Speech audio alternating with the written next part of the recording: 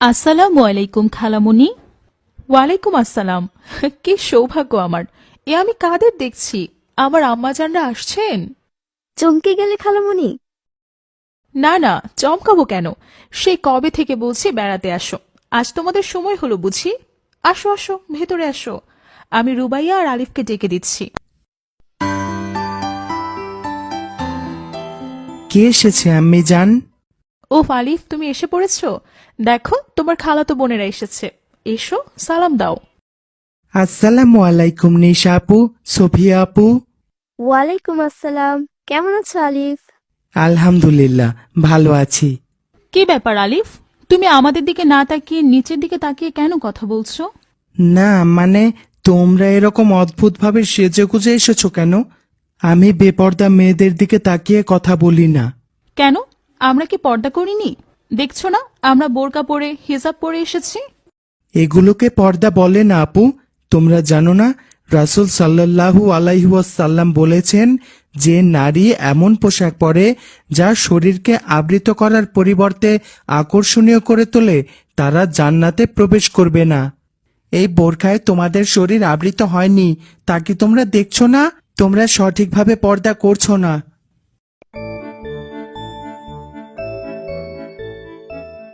আরে আরে, কি হয়েছে এখানে? আসসালামু আলাইকুম রুবেয়া আপু, কেমন আছো তুমি? ওয়ালাইকুম আসসালাম। আলহামদুলিল্লাহ, আল্লাহর রহমতে অনেক ভালো আছি। তোমাদের কি খবর? খালামণি খালাজি কেমন আছেন? আছে ভালোই তারা। আলিফ, বোনেরা আসতে না আসতেই তর্ক বাঁধিয়ে ফেললেন। তর্ক করছি না তো আপু। দেখো না আপু, তুমি কি সুন্দর ঢিলে ঢালা পোশাক পরেছ, আর ওদেরকে দেখো কি পরেছে। আচ্ছা আচ্ছা, ঠিক আছে, আমি ওদেরকে বুঝিয়ে বলবো। এখন তুমি যাও, আমরা মেয়েরা একটু গল্প করি। ঠিক আছে আপু। খালামণিকেও নিয়ে আসতে নিশা। আর বলো না, আম্মু আব্বুর সাথে আসা খুবই বোরিং। সারাদিন এটা করো না ওইটা করো না, তাই আমরা একাই চলে এসেছি। তারা বিকেলে আসবে। এভাবে বলতে হয় না সোফিয়া। আর আলিফ যেটা বললো সেটা সত্যি ভাবার বিষয়। আপু, তুমিও? ভেবেছিলাম তুমি অন্তত ওদের থেকে স্মার্ট। এটা স্মার্ট আনস্মার্টের কথা না বোনেরা আমার। আমরা মুসলিম নারী, আর পর্দাই আমাদের পরিচয়। আমাদের দেহ আমাদের জন্য খুবই গুরুত্বপূর্ণ নিয়ামত। আর এই দেহ প্রদর্শন নয়, বরং হেফাজত করতে হয়। তোমরা যে পোশাকটা পরেছো তাতে সত্যি তোমাদের ফ্যাশন হলেও পর্দা কিন্তু হচ্ছে না। প্লিজ আপু, বেড়াতে এসেছি, শান্তিমতো বেড়াতে দাও। তুমিও কেমন যেন হয়ে গেছো। আচ্ছা আচ্ছা, এখন যাও, ফ্রেশ হও। আমি জানের সাথে রান্না বান্নায় সাহায্য করি।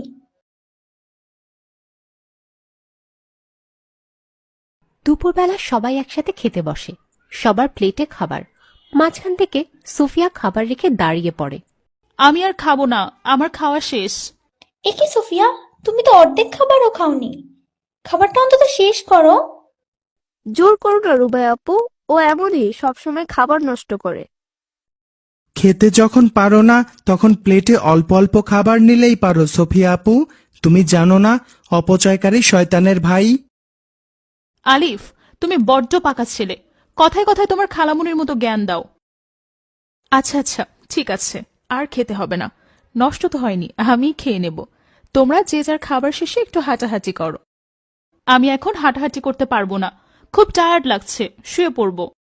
না মা, রাসূল সাল্লাল্লাহু আলাইহি সাল্লাম আমাদের শিখিয়েছেন খাওয়া দাওয়ার পর একটু হাঁটাহাঁটি করলে খাবার হজম হতে সুবিধা হয়। হ্যাঁ সোফিয়া, খালামণি ঠিকই বলেছেন। আর আমরা কিন্তু বিকেলে বাইরে ঘুরতে যাব খালামণি। ঠিক আছে মায়েরা, রুবাইয়া তোমাদের নিয়ে আসরের নামাজের পর ঘুরিয়ে নিয়ে আসবে। আমিও যাব আম্মি জান।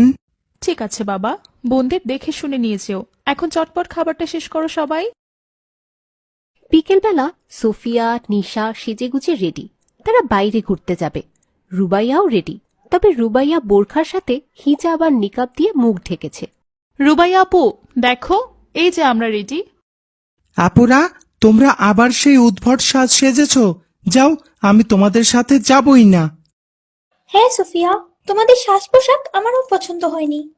যাও, পাল্টে এসো। আর তাছাড়াও আমরা বাহিরে যাচ্ছি, সেখানে কত শত পরপুরুষ থাকবে। কিচ্ছু হবে না আপু, চলো তো তুমি। আর এছাড়া আমরা অন্য কোনো ঢিলেঢালা পোশাক আনিনি। কি আর করা, চলো। আলিফ ভাই, আমার রাগ করে না। তুমি না বলেছিলে বোনেদের গার্ড করবে, তাহলে এখন যাবে না কেন বলো? চলো। বাসা থেকে বের হয়ে সবাই রিক্সা স্ট্যান্ডে যায়, আর রিক্সাওয়ালা রুবাইয়াকে জিজ্ঞেস করে, কোথায় যাবেন খালাম্মা? দেখলে আপু, তোমার বেশভূষার কারণে রিক্সাওয়ালাটাও তোমাকে খালাম্মা বানিয়ে দিল।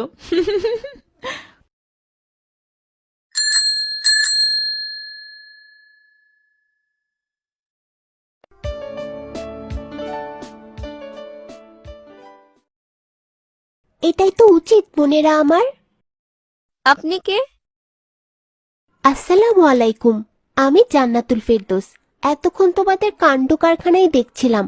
তোমরা কি জানো তোমাদের আপুর পর্দায় ঠিক? কি করে ঠিক থাকে? রিক্সাওয়ালা মামাটা আপুর বয়সই বুঝতে পারলো না। ইসলাম তো এভাবেই পর্দা করতে বলেছে বোনেরা আমার। কোথায় যাবে তোমরা? কাছেই একটা পার্ক আছে, কিছু মনে না করলে চলো না আমরা ওখানে গিয়ে বসি। না না, কিছু মনে করব না, আমরা ঘুরতেই বের হয়েছি। তাহলে চলো হেঁটেই যাওয়া যাক। সবাই মিলে হাঁটতে হাঁটতে পাশের পার্কে যায় এবং সবাই গল্প করতে থাকে।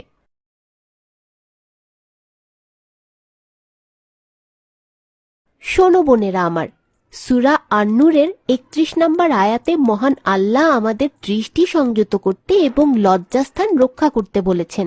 স্বাভাবিকভাবে যা প্রকাশিত হয় তা ব্যতীত আর কোনো সৌন্দর্য প্রকাশ করতে তিনি নিষেধ করেছেন। এছাড়াও ওড়না দিয়ে আমাদের বক্ষদেশ আবৃত রাখতে বলেছেন। এর দ্বারা তোমরা কি বুঝলে? তোমাদের আপুর পর্দাই ঠিক। নিজেদের দিকে একবার তাকিয়ে দেখো, তোমাদের বোরখার নিচে কি পোশাক আছে তাও দেখা যাচ্ছে। আশা করি তোমরা আমার কথার মূল্যায়ন করবে। কেমন? আজ আসি তাহলে।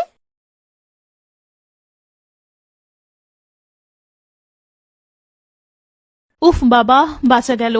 কি বকবক করছে মহিলা। ছি সোফিয়া আপু, আমার মনে হচ্ছে তোমাকে ইবলিশ শয়তান পুরোপুরি কবজা করে নিয়েছে, তাই ভালো কথাও ভালো লাগছে না তোমার। হয়েছে, তোমাকে আর পাকনামি করতে হবে না। আপু, আমরা একটু পার্কের ওই দিকটা ঘুরে আসি। হ্যাঁ যাও, তবে আলিফকে সাথে করে নিয়ে যাও। আমি এখানেই বসা আছি। আর খেয়াল রেখো, একটু পরেই মাগরিবের আজান হবে। আমার বাসায় গিয়ে নামাজ পড়বো। সোফিয়া, নিশা ও আলিফ হাঁটতে হাঁটতে পার্কের অন্যদিকে চলে যায় এবং সেখানে দুজন বখাটে ছেলের সাথে দেখা হয়। হাই সুন্দরী, কেমন আছো? এই, আপনারা কারা? পথ ছাড়ুন। পথ তো ছাড়বই সুন্দরী, তার আগে একটু আলাপ করে নেই। কি ঝাক্কাস লাগছে তোমাদের। এলাকায় নতুন নাকি? আগে তো কখনো দেখিনি। এই ছেলেরা, আমার আপুদের বিরক্ত করছো কেন? এই যে লিলিপুট, বেশি রংবাজি করো না। দেখছো না কথা বলছি? দাঁড়িয়ে শোনো, না হলে চলে যাও। প্লিজ আমাদেরকে যেতে দিন। দেব দেব সুন্দরীরা, তার আগে চলো না একটু কফি খাই। আলিফ, তুমি তাড়াতাড়ি যাও আর সবাইকে ডেকে নিয়ে আসো। যাচ্ছি নিশা আপু, তোমরা এখানেই থাকো।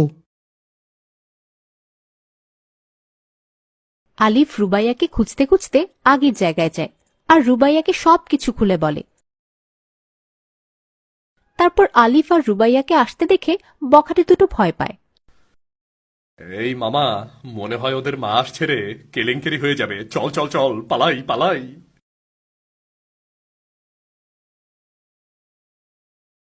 এই জন্যই তোমাদেরকে আমি পুরোপুরি পর্দা করতে বলেছিলাম। ছোট বলে পাত্তা দাওনি আমার কথা। এখন দেখলে তো আপুকে দেখে বখাটেরা কিভাবে ভয় পেয়ে পালিয়ে গেল। আমাদের ভুল হয়ে গেছে আপু, আমরা কারো কথাই শুনিনি। এখন থেকে আমরা বাইরে চলাফেরা করলে পরিপূর্ণ পর্দা করে চলবো। আলহামদুলিল্লাহ বোনেরা আমার, তোমরা যে পর্দার মর্যাদা বুঝতে পেরেছো, এটাই শুক্রিয়া। আজকের কথা মনে থাকে যেন। এখন তাড়াতাড়ি বাসায় চলো, ওদিকে খালামণি খালুজি বোধহয় চলেই এসেছেন।